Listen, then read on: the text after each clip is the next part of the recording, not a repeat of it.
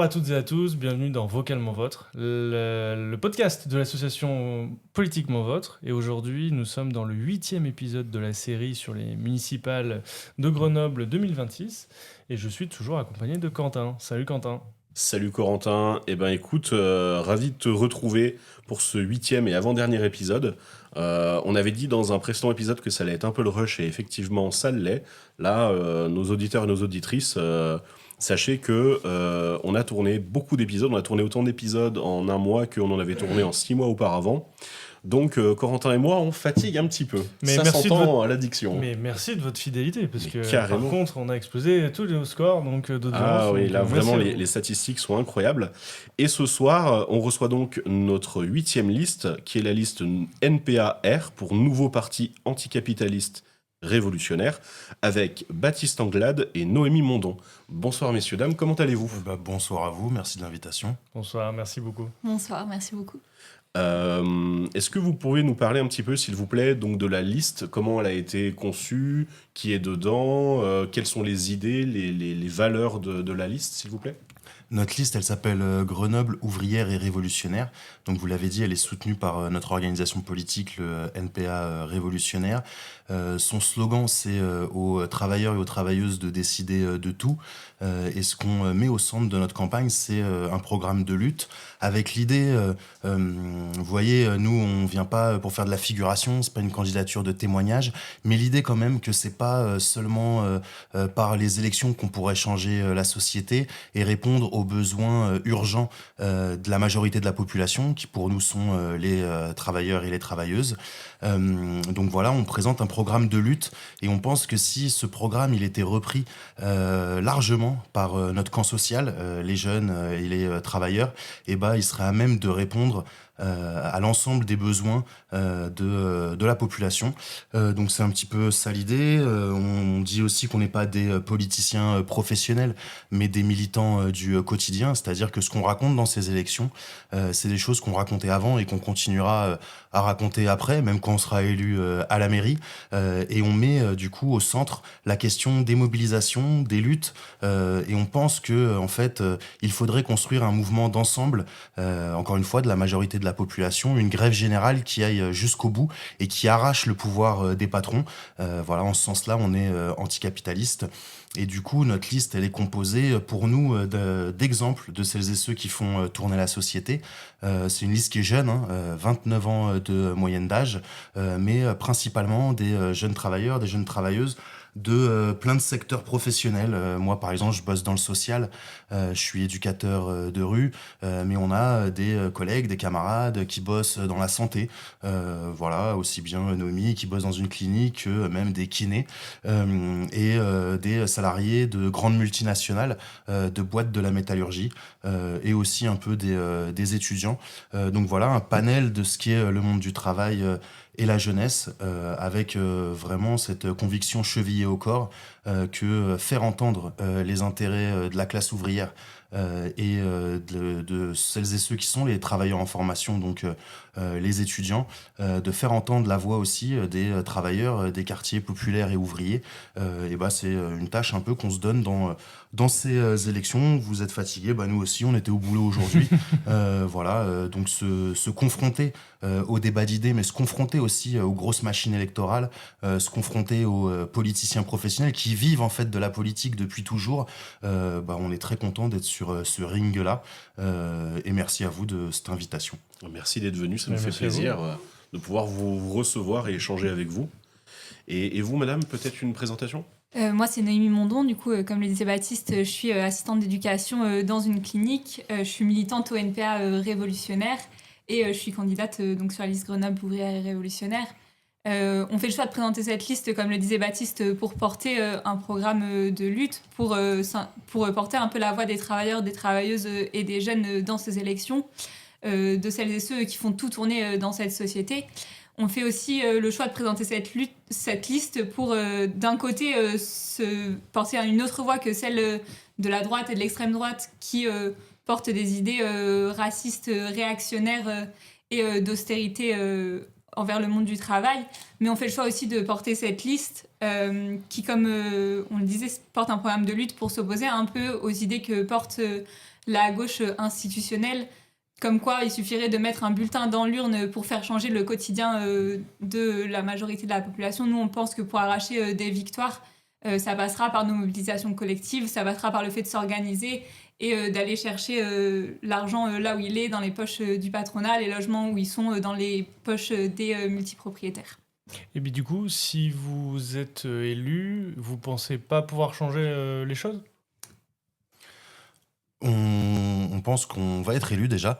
Non, en fait, nous, on pense pas que ce soit le changement de personnel politique qui peut changer la situation, qui peut combattre drastiquement les inégalités et les injustices sociales. Et on pense qu'il faut s'attaquer au cœur du pouvoir politique, économique. Et ça, en fait, c'est le système capitaliste. Donc, nous, ce qu'on raconte, c'est que celles et ceux qui expliquent qu'il suffirait de voter pour eux pour changer la situation sans s'en prendre à la propriété privée, sans s'en prendre...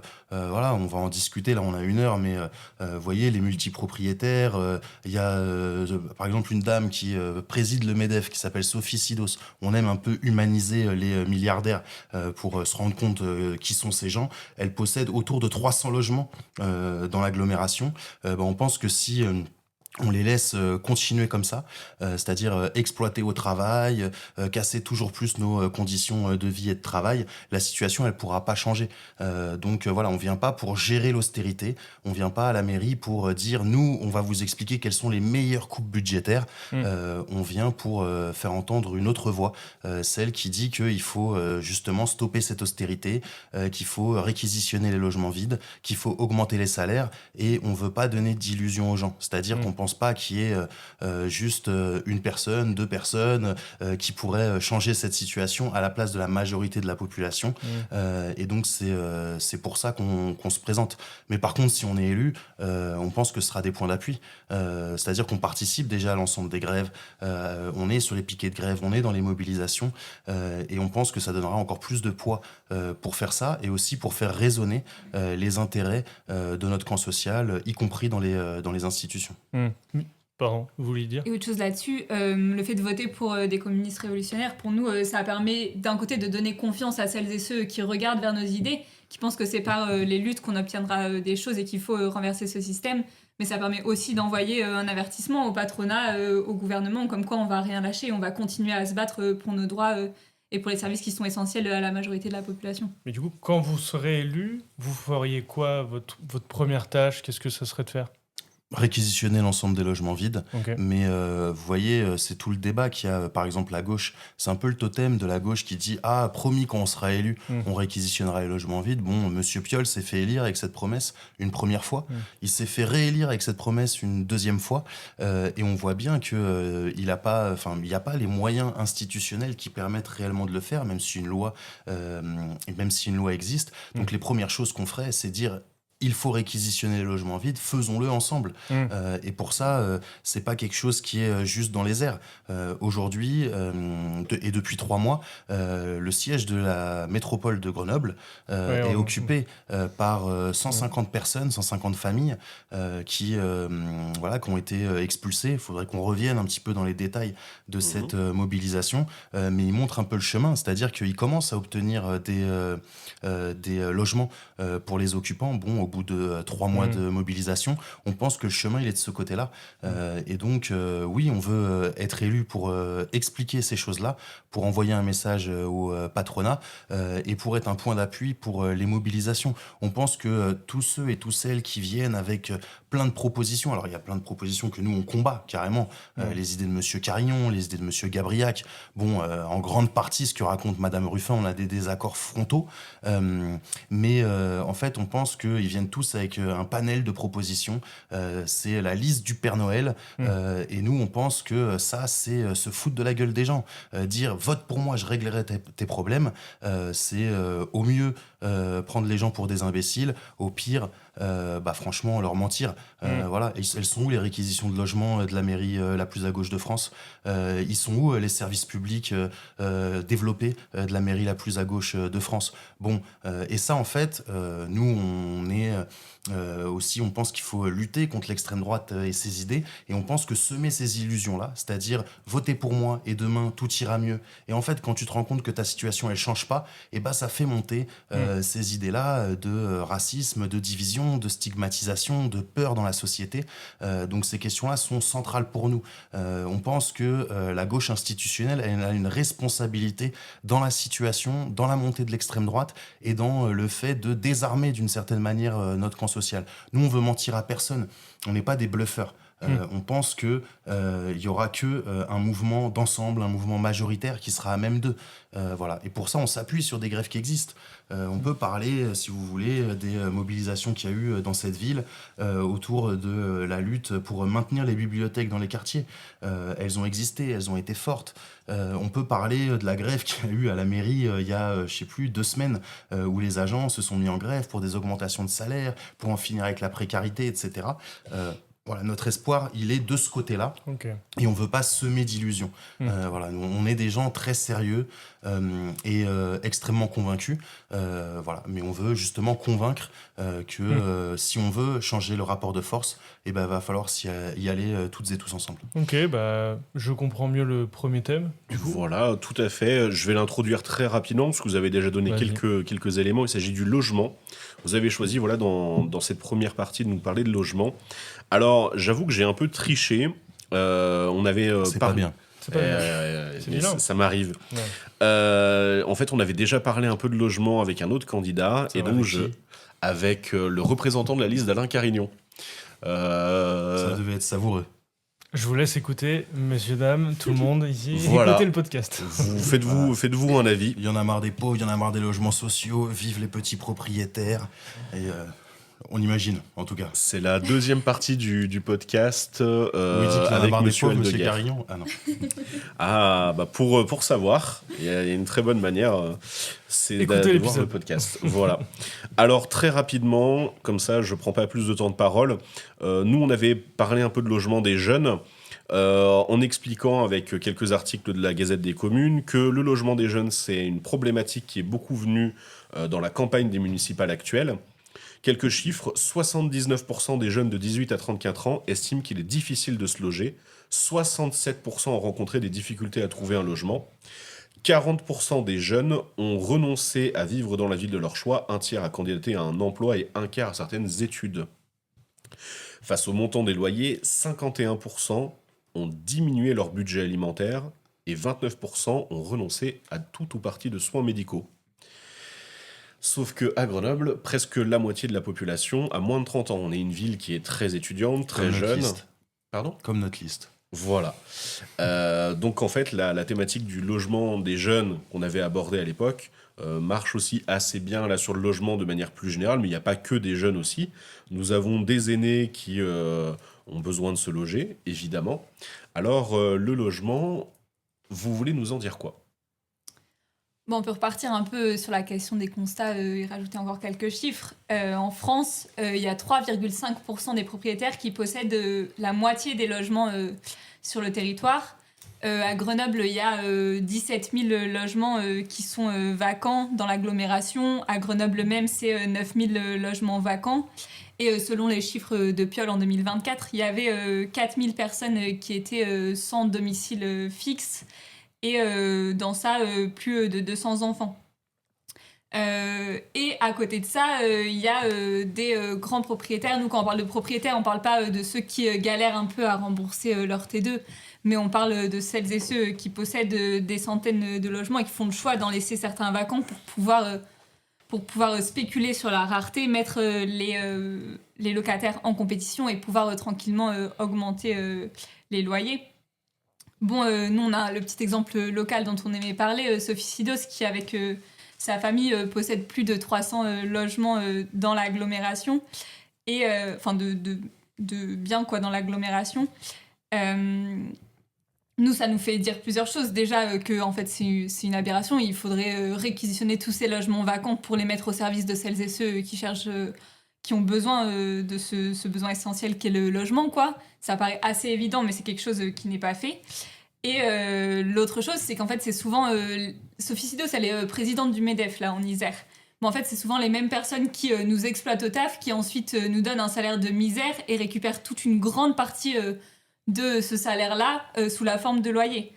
Et nous, notre programme de lutte, il part des besoins essentiels de la population. Donc, bien entendu, dans ce programme de lutte, il y a à la fois la réquisition des logements vacants, il y a la baisse des charges et des loyers. Et vous parliez des jeunes, mais en fait, les étudiants, il y a plus de 60% du budget des étudiants qui part dans le logement. Et le Crous, les logements étudiants, c'est absolument pas une solution là-dedans parce que, en fait, il en manque énormément et on pourra y revenir plus tard. Petite question sur les réquisitions, pardon, j'en profite. Vous avez parlé à 2 fois des réquisitions sur les... On va continuer. Je n'en ai aucune crainte. Mais vous avez parlé dans 2 cas de profils différents. Je voulais savoir si c'était lié. Le cas où quelqu'un, une seule personne ou une seule famille a plusieurs logements à son nom. Comme Madame Sidos. Par exemple, je ne la connaissais même pas juste avant. Personne ne la connaît, mais vous savez, nous on pense que la classe sociale qu'elle représente, c'est-à-dire les patrons, mais qui sont en fait les multipropriétaires, ils ne se présentent pas aux élections, mais par contre, c'est eux qui sont responsables de la situation. C'est pour ça qu'on se permet d'insister un peu de cette manière-là. Et c'est dommage que vous ayez déjà vu M. Carignon, il la connaît très très bien. On a vu son colistier, on ne l'a pas vu monsieur directement. Il se fait un peu difficile, M. Carignon, mais il se la raconte peut-être. Mais en tout cas, ils sont assez proches, politiquement, mais pas seulement, puisqu'on pense que la droite, et pas seulement elle, mais elle représente les intérêts de cette classe sociale. Alors, juste pour repartir sur les réquisitions, du coup, si quelqu'un possède plusieurs logements, dans ce cas-là, la municipalité récupère... les travailleurs. Les travailleurs ? Les travailleurs. Comment ça fonctionnerait du coup ? Eh ben, ça fonctionnerait. On vous parlait de l'occupation de la métropole tout à l'heure. C'est-à-dire que, en fait, les logements qui sont vides à Grenoble, tout le monde les connaît. Okay. Tout le monde les connaît, c'est-à-dire qu'il y a des associations avec lesquelles nous on est en solidarité, comme le droit au logement, mais pas que, qui arrivent à recenser ces choses-là. Donc vous dites à la fois les multipropriétaires, je sais pas, vous avez combien d'appartements vous Moi, je suis 0. locataire, j'en ai 0. Je sais pas toi, vous. Moi, au Monopoly, 0. Voilà, vous voyez, et en fait, il y a des gens dans cette ville qui en ont 300. On pense qu'ils n'ont pas besoin de 300 logements pour vivre. Donc on pense que s'il y avait un mouvement majoritaire qui dit en fait les patrons, les multipropriétaires, ça y est, c'est fini de nous exploiter, c'est fini de vivre en nous extorquant des loyers, en nous donnant des salaires de merde, et on arrête ces choses-là. Je sais pas, une personne qui en a 300, peut-être on pourrait lui en laisser 1 ou 2.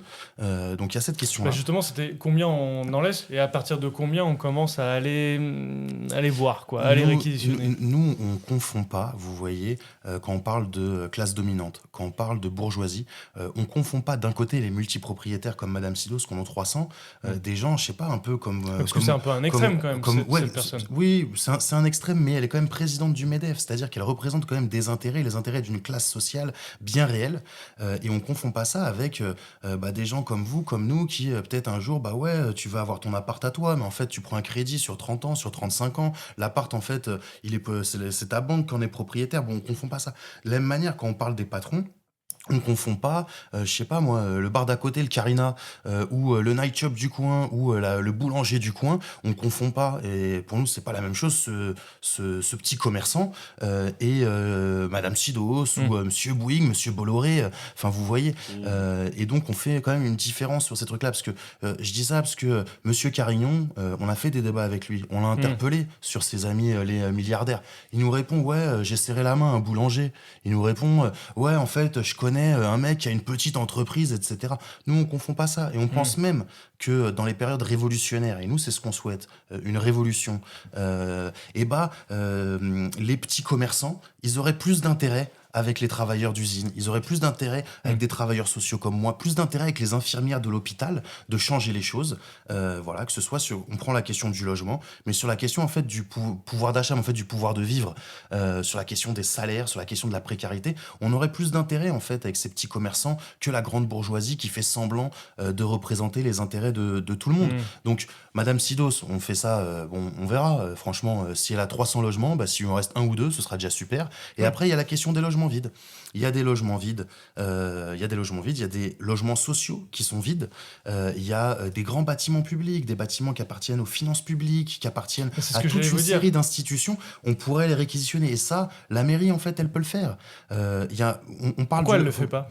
Pourquoi elle le fait pas ? Parce qu'elle veut pas s'affronter à la logique des capitalistes, s'affronter aux capitalistes immobiliers et s'affronter en fait à la logique du marché. Ils ont accepté le marché, ils ont accepté la concurrence entre les entreprises, la concurrence entre tout le monde et ils acceptent ça. Et nous, on l'accepte pas. C'est-à-dire qu'on pense que la mise en concurrence permanente, elle pousse à la guerre, elle pousse aux affrontements et elle pousse à un monde que nous, on trouve, voilà, la loi du fric, ça nous fait gerber. Juste sur les exemples un peu étudiants, il y a une ancienne cité universitaire qui s'appelle le Rabot, qui est sur la montée de la Bastille. Oui, c'est les fameux bâtiments un peu abandonnés. C'est pas les anciens unités qui ont d'ailleurs été, franchement, on pourra en parler aussi. Mais le Rabot, en fait, ça a été pendant des années, ça a fonctionné grâce au loyer des étudiants, c'était des logements crous, grâce à l'argent public. Et en fait, aujourd'hui, ils sont vides. Il y a du gardiennage pour éviter que ça vienne squatter. Donc en fait, ça coûte de l'argent.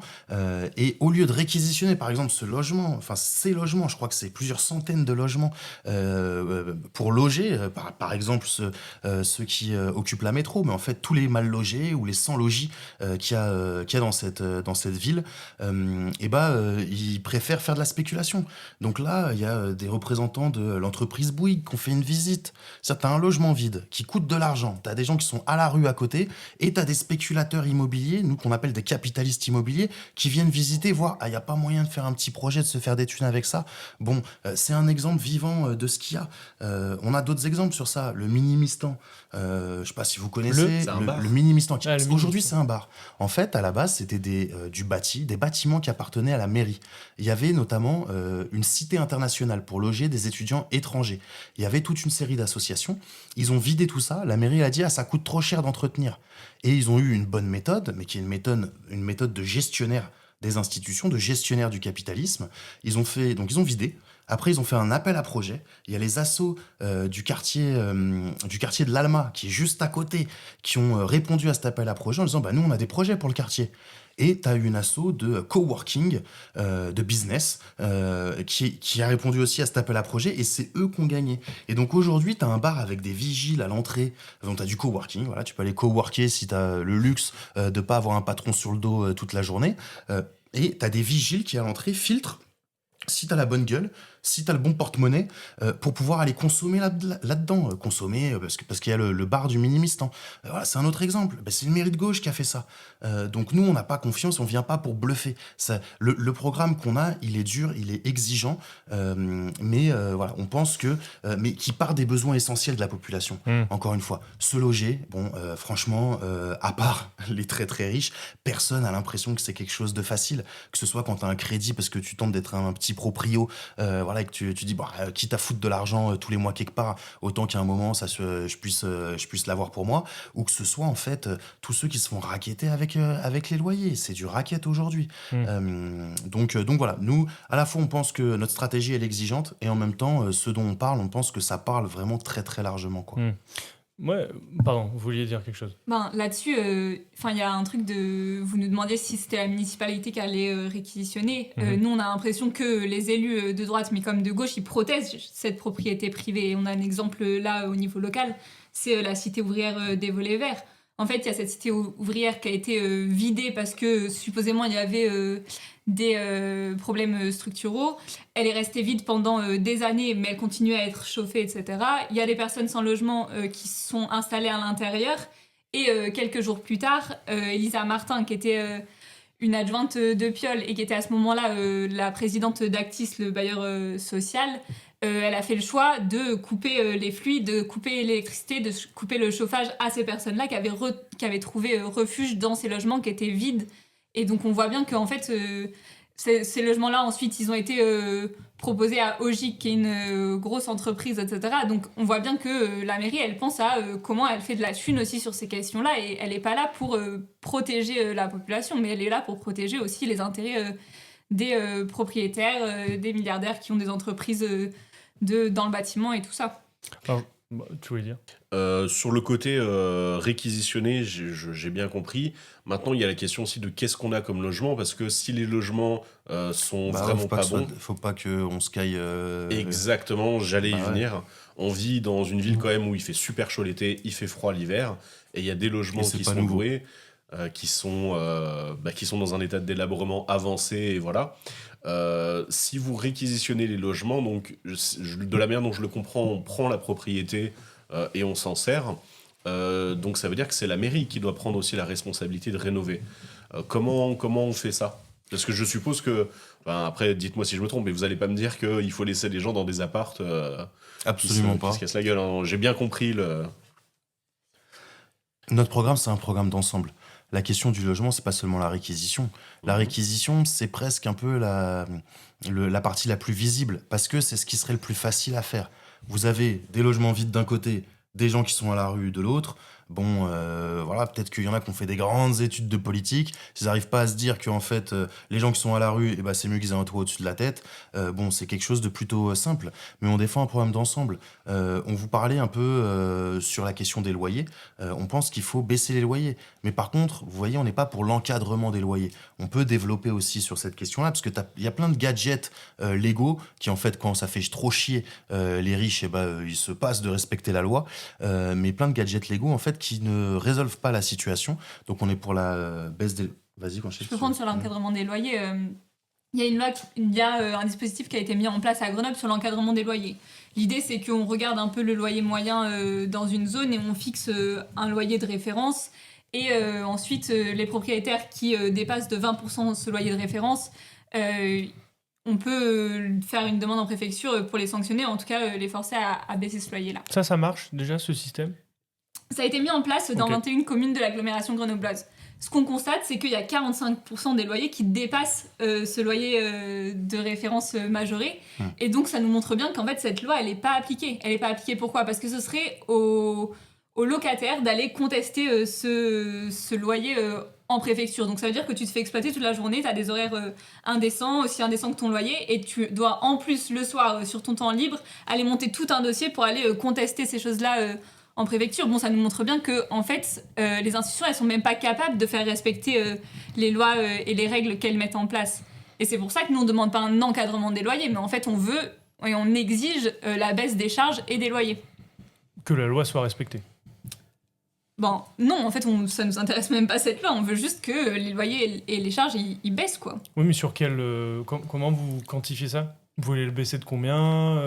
C'est quoi le trop ? C'est quoi le pas assez ? Je sais pas, vous pensez que ce serait quoi un loyer décent ? Nous, on se présente pas. Non, mais oui, mais on s'adresse à tout le monde. Pourquoi est-ce que je vous dis ça ? C'est parce que, encore une fois, nous on veut répondre aux besoins urgents de la population. Donc voilà, on n'est pas là pour dire il faudrait telle bonne loi. On pense qu'il faut imposer la baisse des loyers. On va même plus loin, on vous parle de programme d'ensemble. C'est pareil pour les charges. C'est-à-dire que l'inflation qu'il y a sur... Quand vous dites charges, c'est les impôts locaux, ce genre de choses ? Non, j'allais vous parler plutôt du prix de l'électricité, plutôt du prix du gaz pour ceux qui sont chauffés au gaz, du prix de l'eau. Voilà, je sais pas si on avait parlé avec Monsieur Carillon, il paraît qu'il a quelques casseroles sur la question de la gestion de l'eau. On n'a pas parlé d'eau. On n'a pas parlé de l'eau. Non. Oh là là, la prochaine fois vous nous appelez, voilà. Comme Monsieur Brunon que vous allez voir, Elisa Martin dont parlait ma camarade, numéro 2 de la mairie pendant des années, elle était à la France Insoumise. Donc voilà, c'est-à-dire que le bilan que ce soit des fermetures de bibliothèques ou d'avoir coupé les fluides aux mal logés, voilà, le quartier juste à côté, à l'abbaye Volet-Vert, bon, c'est aussi son bilan. D'autres choses, puisque vous nous avez parlé un peu des étudiants au début, donc on vous a répondu sur le rabot. En fait, les logements étudiants, des Crous, ça aussi, c'est un gros problème. C'est-à-dire que les loyers, ils sont aussi beaucoup trop chers. C'est à peu près les mêmes que dans le privé. Et en fait, les étudiants, alors peut-être que c'est, je sais pas, des gens très différents dans la société, ils craignent moins le froid que d'autres, mais il y a par exemple pas de trêve hivernale pour les logements Crous. C'est-à-dire que quelqu'un qui est en galère, qui a des arriérés de loyer parce que entre payer tes frais d'inscription, d'ailleurs qui risque d'augmenter drastiquement s'il n'y a pas une mobilisation massive, essayer de remplir le frigo alors que vous l'avez dit, il y a plein d'étudiants qui sautent des repas, etc. Et si t'arrives plus à payer ton loyer, quand t'es étudiant, tu peux te faire expulser, même quand il fait -5 dehors. Donc il y a une belle inégalité aussi de ce côté-là. Et sur les étudiants, c'est pareil, nous on défend un programme d'ensemble. On a pas mal de nos colistiers qui sont étudiants, qui sont aussi des syndicalistes, qui mènent des belles mobilisations régulièrement. Et eux, ils se battent sur ce qu'ils appellent la sélection sociale. C'est-à-dire que depuis qu'il y a Parcoursup, donc il y a une plateforme en fait pour te faire orienter une fois que t'as enfin réussi à avoir ton bac ou pour poursuivre tes études, t'as un tiers des étudiants qui a même pas d'orientation. C'est-à-dire qui est pas accepté à la fac. Le décrochage scolaire, en fait, c'est lié au fait de la grande précarité qui est celle des étudiants. C'est pour ça que nous, on défend une allocation d'autonomie pour les étudiants, c'est-à-dire qu'ils aient un revenu qui leur permette de vivre et de suivre leurs études. Et le système universitaire, il est en train de changer. C'est-à-dire que on va vers une privatisation de l'enseignement supérieur, augmenter les frais d'inscription, permettre en fait qu'il y ait une partie des investissements qui se fassent plus avec l'argent public et un enseignement public. Voilà, donc c'est des choses qu'on raconte et pour nous c'est un peu important d'insister sur ça, c'est-à-dire que non seulement on n'a pas la baguette magique et on veut pas donner l'illusion de vas-y, vote pour moi, t'inquiète pas, ça va bien se passer, même si on pense qu'il faut voter pour nous, mais on veut pas dire que c'est on veut pas mentir aux gens et on pense que l'ensemble des questions elles sont liées, c'est-à-dire tu peux pas résoudre les questions de logement étudiant si tu résous pas la question de la précarité. Tu peux pas résoudre la question des logements sociaux et de comment tu les rénoves si tu réfléchis pas un petit peu à pourquoi est-ce que certains bailleurs, c'est plus intéressant pour eux de laisser des logements vides et qu'est-ce que ça crée. Vous voyez, si on peut se permettre de parler un peu de l'occupation de la métropole, de nos camarades de la métropole, c'est la plupart, c'est des travailleurs. Ils bossent soit dans les livraisons de repas pour les plateformes type Uber, Deliveroo, etc. Et les femmes, elles sont plutôt aides à domicile. C'est quand même des boulots assez essentiels et très utiles. Et en fait, ils étaient logés dans ces logements. Il y en a qui disent que c'est des squatteurs. Mais en fait, il y avait des logements vides à l'Arlequin, à la Villeneuve ou Place des Géants. Et il y a, l'occasion faisant le larron, des marchands de sommeil. C'est-à-dire qu'on dit, le logement, il est vide, autant que je me fasse un petit billet dessus. Ils ont changé la porte, ils ont changé les serrures, et ils ont pris ces sans-papiers qui n'ont pas de droit, qui n'ont pas d'existence légale, même s'ils bossent. Et ils leur ont dit, voilà, moi je te loge. Par contre, le loyer, vous voyez, ils n'ont pas de quittance, ils n'ont pas, etc. Et en fait, ils se faisaient racketter par ces marchands de sommeil. Ils se faisaient racketter, c'est-à-dire que ils nous ont raconté, certains mois, tu me donnes telle somme, et puis il revient la semaine d'après en disant, non, il n'y avait pas assez. Et puis une fois ils leur disent c'est un loyer par mois, puis une fois c'est un loyer toutes les 2 semaines. Donc voilà, c'est ça aussi que ça crée la réalité du mal logement, la réalité de la gestion institutionnelle des problèmes sociaux, c'est-à-dire de ne pas résoudre ces problèmes-là. Voilà. Et ce qui s'est passé, c'est que Actis, qui est dirigé par des gens de gauche, issus de la mairie, issus de la majorité de la métro, ils ont dit quoi ? Ils ont dit il y a des squatteurs, on va les expulser. Donc ils sont allés expulser ces gens qui étaient déjà exploités par des marchands de sommeil, qui sont sans papier, ça veut dire qu'ils n'ont pas accès à la sécurité sociale, ils n'ont pas accès aux droits du travail. C'est-à-dire qu'un livreur à vélo, s'il se casse une jambe, en fait, il n'y a personne qui va payer son arrêt maladie. S'ils sont malades, en fait, s'ils ne peuvent pas bosser, vous voyez, plein de choses qui sont quand même assez essentielles, d'avoir le droit de se reposer quand tu es extrêmement malade, par exemple.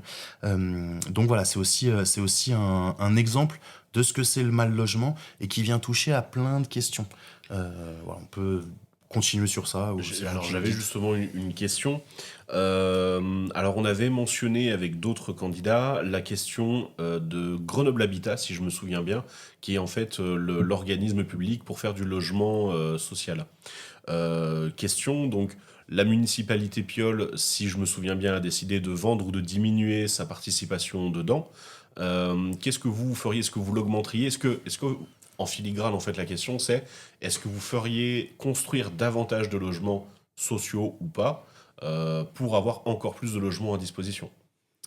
Bon, encore une fois, nous, on ne candidate pas au fait de gérer la municipalité, de gérer tout ce budget austéritaire qui est porté par les collectivités.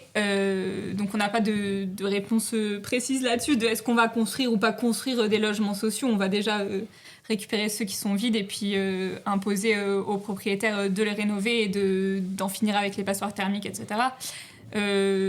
Juste un truc, vous disiez que Grenoble Habitat c'était un office public.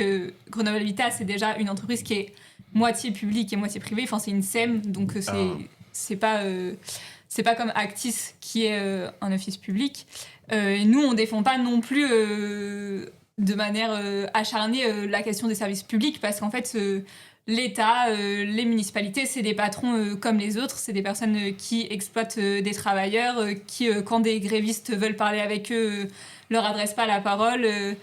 On avait un exemple là, Monsieur Mérieux, qui est un adjoint d'Éric Piolle, qui disait aux grévistes que pour être respecté, il fallait être respectable. Donc en fait, il y a un peu ce truc-là de nous, on pense pas que le public ce soit fondamentalement mieux que le privé, et on pense juste que les travailleurs et les travailleuses de l'ensemble des secteurs, ils devraient reprendre la main sur leurs outils de production. Mais voilà un peu là-dessus, quoi.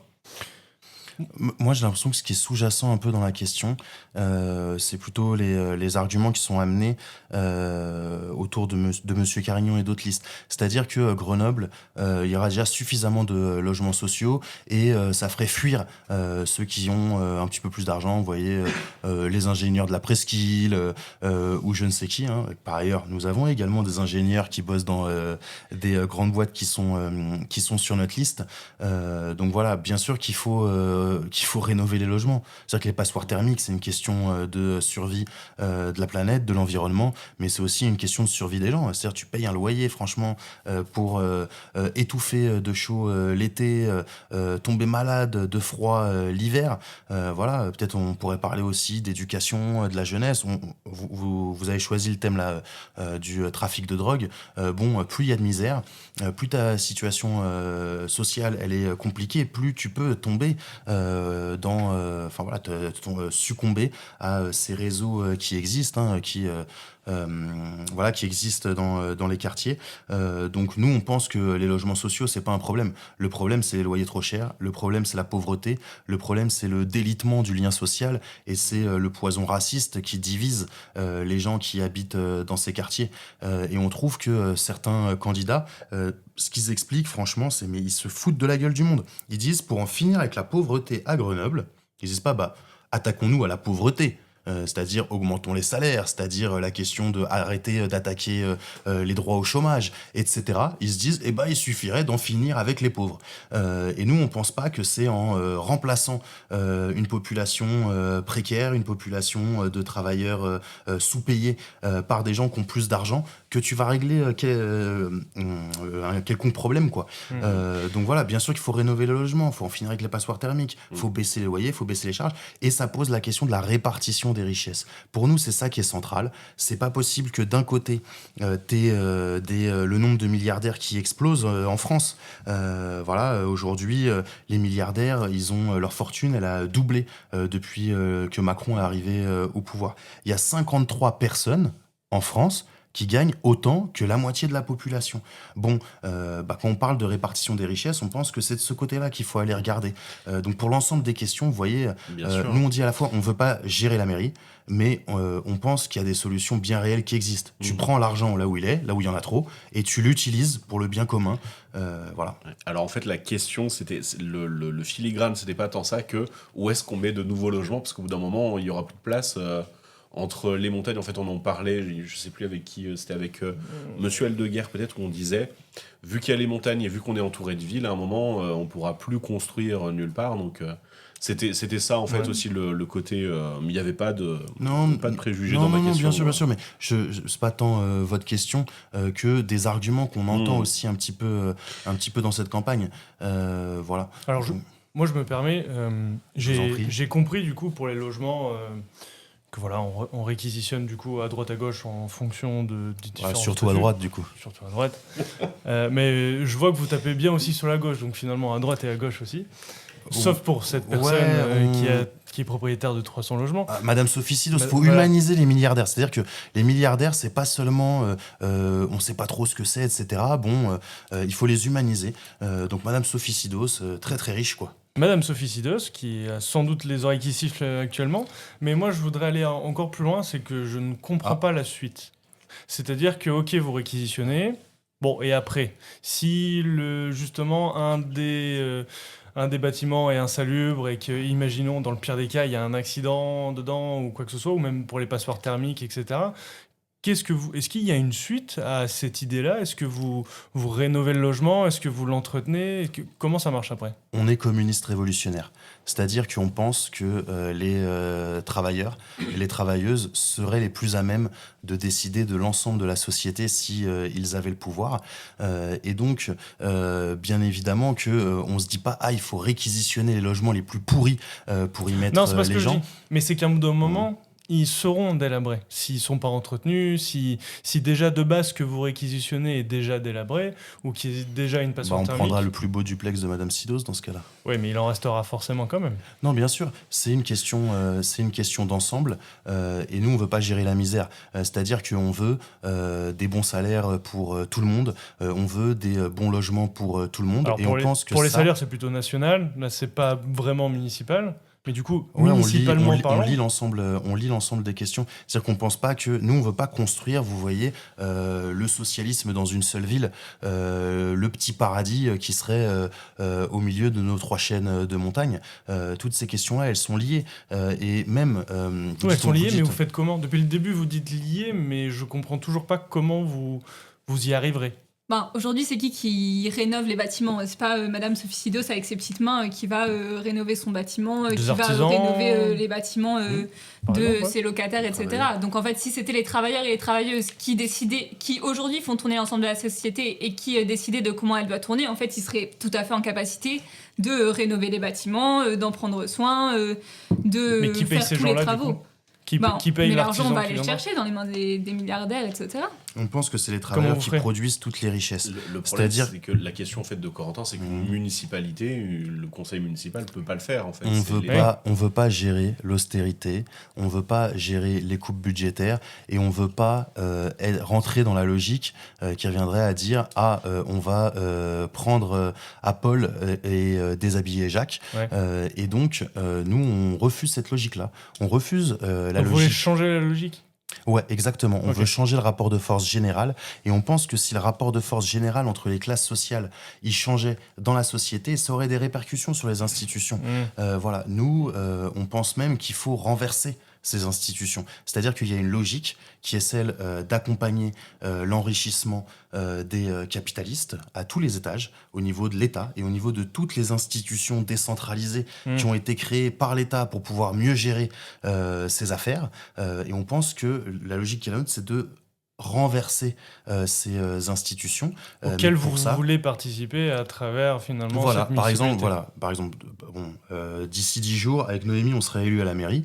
On sera peut-être conseiller d'opposition et on continuera à être sur tous les piquets de grève, dans toutes les manifestations, dans tous les mouvements sociaux. On pense que si ces mouvements sociaux ils grossissent, si ils se lient les uns aux autres, si un jour il y a un mouvement majoritaire sur la durée, une grève générale, qu'il y aura d'une certaine manière une confrontation avec le pouvoir qui est celui de la classe sociale dominante, qui est protégé par l'État et ses institutions. Et donc nous, en tant qu'élus, on sera du côté de ceux qui disent les institutions doivent changer, les institutions doivent être renversées, et on mettra nos forces, nos convictions de ce côté-là. Oui, mais si vous crachez l'institution avant même de finalement se confronter aux autres, Aux autres aux autres institutions, justement, pour faire fonctionner votre idée et surtout la révolution qui serait derrière ça. Si de base vous partez que avec des idées de on est contre ça, contre ci. On est pour plein de choses. Mais pour On est plein pour de choses. l'augmentation des salaires, on est pour la réquisition des logements, on J'en est pour doute pas. prendre l'argent de Madame Sidos, on est pour franchement pauvre. que Franchement, ce monsieur, soir, elle prend son tarif, on est pour aussi que Monsieur Carignon il aille jamais aux affaires, on est pour leur arracher le pouvoir. Mais on n'est pas, vous voyez, pour leur arracher le pouvoir et se le partager. Bon, Baptiste et Noémie sont à la mairie et ont pris le pouvoir. On est pour le répartir entre toutes et tous. On est réellement pour une autre société. On pense que dans le cadre de mobilisation, quand il y a des assemblées générales, quand il y a des comités de grève, mais aussi quand il y a des mobilisations comme l'occupation de la métropole, eh ben on se dote de cadres démocratiques, réellement démocratiques, collectifs, et on pense que c'est en partant de ces instances-là, ces assemblées générales, ces comités de grève, ces comités d'occupation, que la démocratie, la vraie démocratie, elle est de ce côté-là. Donc on participe aux élections pour expliquer ce truc-là, ça va à contre-courant, mais on pense que c'est ça dont... C'est nécessaire. que finalement. c'est absolument nécessaire. Alors, on va passer au deuxième thème, parce que le temps Le est temps contraint. passe. Voilà, ça fait un peu plus d'une C'est- demi-heure. C'est votre amour du débat, ça. Ah mais tout à fait.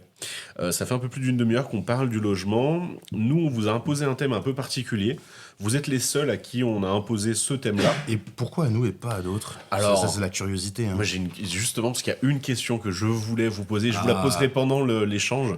Mais j'ai une vraie question moi, sur le côté anticapitaliste Ok. vis-à-vis du trafic de drogue. Mais j'y viendrai pendant l'échange, si vous voulez bien.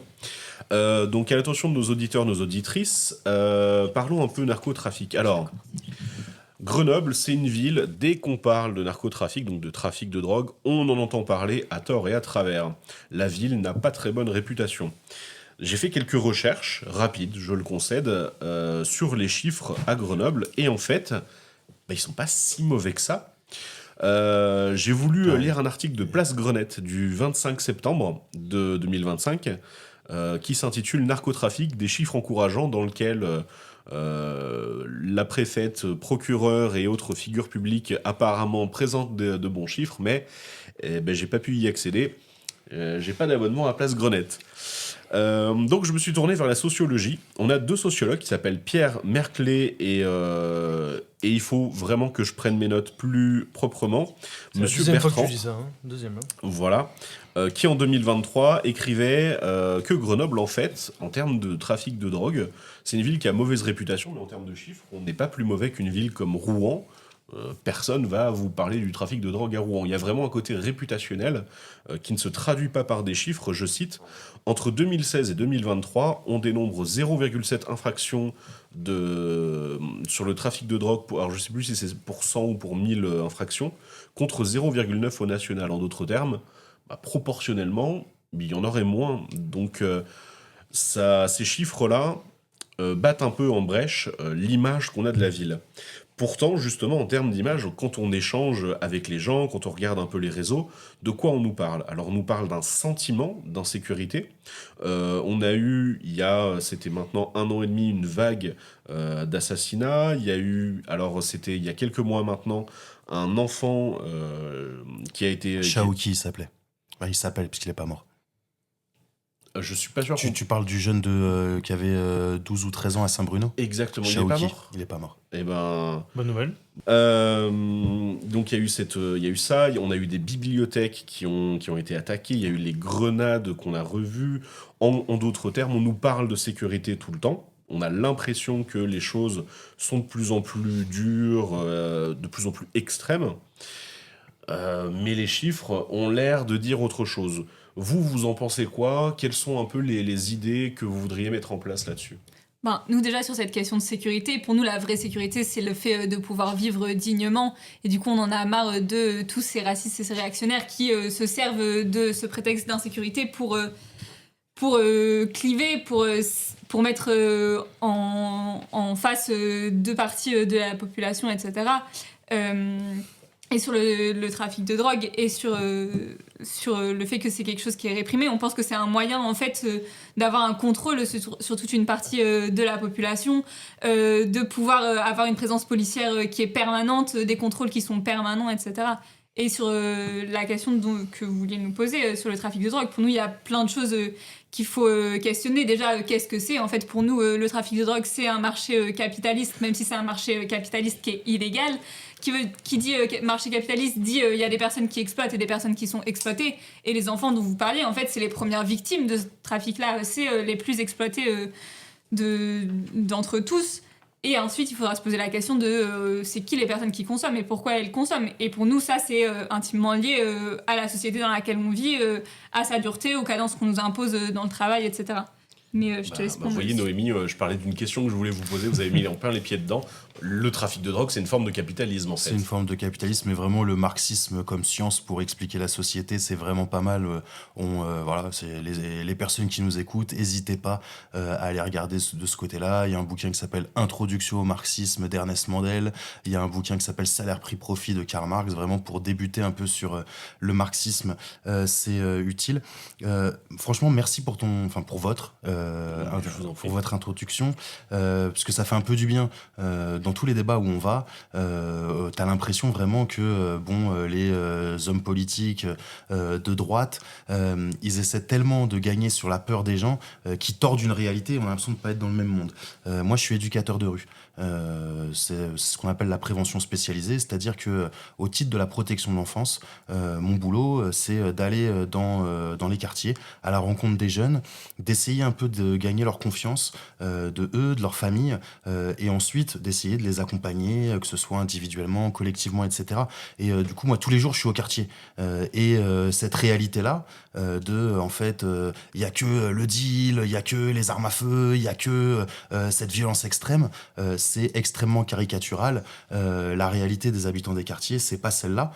Cependant, c'est un problème.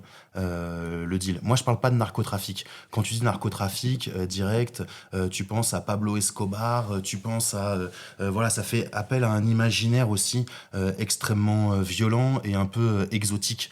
Mais le trafic de drogue, ça existe. Les premiers à le subir, c'est les habitants des quartiers. C'est-à-dire que moi, j'accompagne beaucoup de mamans qui, quand leurs enfants, ça va pas à l'école, des enfants qui ont vécu des violences, qui sont traumatisés, polytraumatisés, et qui tombent dans ces réseaux-là, leurs mères, elles sont, c'est très très dur pour elles. Vous avez parlé des morts qu'il y a eu il y a 1 an et demi. Il y a un des jeunes, je l'accompagnais, je le connaissais. C'est mes collègues qui ont accompagné sa maman pour son enterrement. Donc ces réalités-là, vous voyez, quand on est un peu révolté par les politiciens qui font leur beurre électoral sur ça, c'est quelque chose qui nous convient pas. Et c'est sûr que utiliser en fait les questions de sécurité, les questions de trafic de drogue pour dire voilà, c'est ça les quartiers, mais en fait, il y a quoi derrière la tête des gens ? C'est ça les pauvres et c'est ça les arabes et les noirs. C'est ça en fait qui se disent les racistes quand ils parlent des quartiers et qui disent l'insécurité, le trafic de drogue, etc. Et donc ça permet cette stigmatisation, et Noémie avait raison de le rappeler. Moi, dans le quartier où je travaille, alors c'est pas en zone police, c'est en zone gendarmerie, les gendarmes ils passent tout le temps et ils contrôlent toujours les mêmes gamins, et ça fait quand même une ambiance. C'est-à-dire que quand tu discutes, moi il y a quelques jours je discute avec des merdeux, ils ont 8-9 ans, ils me racontent leur journée, voilà, quelque chose de tout à fait banal. Tout d'un coup t'as plusieurs voitures de police qui arrivent, ça court, etc. Ça te met quand même une ambiance un peu d'insécurité. Voilà, donc il sert aussi à ça le trafic de drogue, et en fait s'il peut continuer à exister, c'est qu'il prospère sur un peu ce qu'on dénonce. Il y a la logique capitaliste, on peut revenir dans le détail, franchement, dans les turfs, dans les terrains, il y a des consortiums entre celui qui achète le shit, la bœuf, la coke, les clopes, chacun investit dans son petit truc, ils mettent de l'argent ensemble pour payer des mecs qui vont faire la tuce, qui vont faire le chouf, et d'autres qui vont vendre. Donc on peut parler de ce fonctionnement, et sur un peu la réalité des quartiers, ça marche parce qu'il y a de la misère. C'est-à-dire que si en fait l'école, elle broyait pas des gamins, si en fait il y avait plus de profs, s'il y avait plus de temps pour accepter les enfants comme ils sont, si en fait l'avenir il était pas bouché, où en fait dès que t'as 11 ans, 12 ans, on commence à te dire c'est quoi le CAP que tu vas faire ? Toi de toute façon t'es pas fait pour les études, tu vas faire quoi, mécanicien, tu vas faire un BEP vente, étudiantes, etc. Si la société elle offrait plus de débouchés et une possibilité d'émancipation individuelle collective, il y aurait moins de gamins qui tombent dans ces trafics-là. Et je pense que la société, elle a une responsabilité. Et ceux qui sont aux manettes ont une responsabilité. C'est-à-dire que les mêmes qui vont essayer de faire peur avec le narcotrafic, c'est ceux qui ont cassé les services publics, c'est ceux qui ont fait en sorte que les salaires ils augmentent pas, c'est ceux qui essaie d'instaurer des contrats comme le CDI jeune qui a été proposé par le MEDEF, d'autres amis de Madame Sidos, si on peut se permettre. Et on revient à elle. Voilà. Mais ils sont responsables en fait. Les patrons, les multipropriétaires sont responsables de cette situation. Et c'est les mêmes qui vont expliquer que le problème de la société en fait, c'est pas l'exploitation, c'est pas les licenciements, c'est pas la misère, mais ce serait en fait ce qui est le résultat de leur politique. Donc voilà, les responsabilités, elles sont celles de la société dans son entièreté, mais particulièrement de ceux qui la dirigent depuis toujours. Et donc la récupération qu'il peut y avoir, à certains moments, ça nous fait un petit peu gerber. Vous qui êtes régulièrement sur le terrain, d'ailleurs tout le temps. Tous les jours. Tous les jours. Sauf des fois, j'ai un peu des vacances et ils veulent, par ailleurs, enlever des semaines de congé aux travailleurs sociaux et je peux vous dire qu'on va pas se laisser faire. Je n'en doute pas une seconde. Mais du coup, on entend beaucoup de candidats qui nous parlent. Alors, sur la sécurité, bon, on a eu un peu de tout, mais médiateur est souvent revenu. Beaucoup veulent rajouter des médiateurs ou en mettre, parce qu'il n'y en a pas du tout, dans certains quartiers. Vous qui venez du terrain, est-ce que c'est quelque chose qui serait intéressant ? Et déjà, est-ce que ce serait faisable d'en mettre ? Les médiateurs, moi je considère que c'est mes collègues. En fait, c'est ceux qui connaissent rien au quartier, qui connaissent rien au travail social. Non, ceux qui disent ah oui, il faudrait mettre un peu de présence humaine. Oh, on a vu les médiateurs. C'est ceux qui connaissent pas grand-chose, qui agitent un peu ces choses-là. Mais ça serait une bonne idée quand même. Moi, les médiateurs, je considère que c'est mes collègues. Bien sûr qu'il faudrait plus d'adultes, mais en fait, les médiateurs, c'est souvent ceux qui sont les moins formés et qui ont les plus bas salaires. Donc oui, il faut plus de travailleurs sociaux. Dans le quartier où je bosse, il y avait 4 collègues il y a quelques années. Aujourd'hui, on est 2. Ma collègue, elle est en CDD. Ça fait 1 an et demi qu'elle est là et on lui a dit, ce que a dit notre employeur, c'est désolé, on peut pas te garder, il y a une insécurité au niveau des budgets, etc. Donc en fait, moi, à la fin de cette campagne, je suis tout seul sur le terrain, là où avant il y avait 4 éducs de rue. Donc bien sûr qu'il faut réinvestir là-dedans et que en fait, au lieu d'expliquer qu'on va mettre des caméras, je sais pas combien, au lieu d'expliquer que on va embaucher des flics et les surarmer, que ça va régler les problèmes des gens, bien sûr qu'il faut plus d'adultes. Mais encore une fois, c'est une question globale. Il faut plus de profs dans le périscolaire, il faut des animateurs qui soient pas précaires. Oui, il faut des médiateurs plutôt que des flics, mais en fait, il faut aussi des éducateurs. Il y a des assos de quartier qui sont géniales. Dans le quartier où je bosse, t'as une association qui est gérée par les mamans du quartier, qui sont invisibilisées complètement. Elles sont souvent famille monoparentale, la galère avec les gamins, l'exploitation où elles travaillent, parfois de nuit, etc. Elles ont créé une association où elles font de la solidarité, elles vont au cinéma, au théâtre ensemble, elles font de la cuisine pour des événements dans le quartier, etc. Bien sûr qu'il faut développer ces trucs-là. Et ils existent. C'est-à-dire que moi, ce que je vois au quotidien dans les quartiers populaires et ouvriers, bien sûr, il y a ce qui existe. Le trafic de drogue, ça existe. Et c'est une difficulté, surtout pour les petits qui tombent dedans. Et ça répond à des logiques capitalistes. Et je veux vraiment bien qu'on développe parce que vraiment, en quelques minutes, c'est assez, ça saute aux yeux, en fait, cette logique-là. Mais il y a aussi de la solidarité, il y a aussi de la dignité, il y a aussi des gens qui se battent au quotidien pour pas être des victimes, c'est-à-dire qui ont des situations qui sont difficiles, qui ont pas de papier, donc pas de droit, qui ont des salaires de misère, qui ont des cadences infernales, qui subissent des drames de la vie, etc. Et moi, c'est ça que je retiens des quartiers populaires. C'est cette dignité, c'est cette solidarité, c'est cette force collective. Vous imaginez ce que ça fait quand une maman qui perd son fils, 15 ans, une balle dans la tête ? C'était pas le grand gérant du trafic, hein. C'est une petite main. Vous imaginez, pour faire face aussi à ça, il y a beaucoup de dignité dans notre camp social. Et désolé de faire un peu le pont avec ça, mais c'est aussi pour ça que nous, on croit à l'idée de révolution, qu'on croit à l'idée de la possibilité d'un mouvement général. Parce que ce qu'on voit dans notre classe sociale, ce qu'on voit dans les quartiers où on bosse, où on travaille et auprès de nos collègues, c'est que cette force-là, cette dignité, elle est très importante. Il suffirait juste d'avoir un petit peu plus confiance dans notre force collective. On dit, nous, s'organiser politiquement, et c'est pour ça qu'on est au NPA révolutionnaire, c'est passer de la révolte à la révolution. Et on y croit beaucoup. Et moi, ce que je vois au quotidien dans mon boulot, ça me rassure, ça me fait penser que tout ça serait possible le jour où on va tous s'y mettre, quoi. Ok. Vous parliez des profs juste avant, de vouloir en rajouter, ce qui n'est pas une mauvaise idée en soi, et ça, il n'y a pas de souci. Faudrait déjà arrêter de supprimer les postes de profs. Du coup, ma question, c'était comment déjà vous attirez, s'il y a des postes de libérés, comment vous arrivez à attirer les gens dans ce métier ? Et me dites pas l'argent, parce que du coup, ça serait contre vos idées de base. De quoi ? D'avoir un bon salaire et une vie digne ? Non, mais d'attirer des profs avec de l'argent. On pense que tout le monde devrait... Non, non.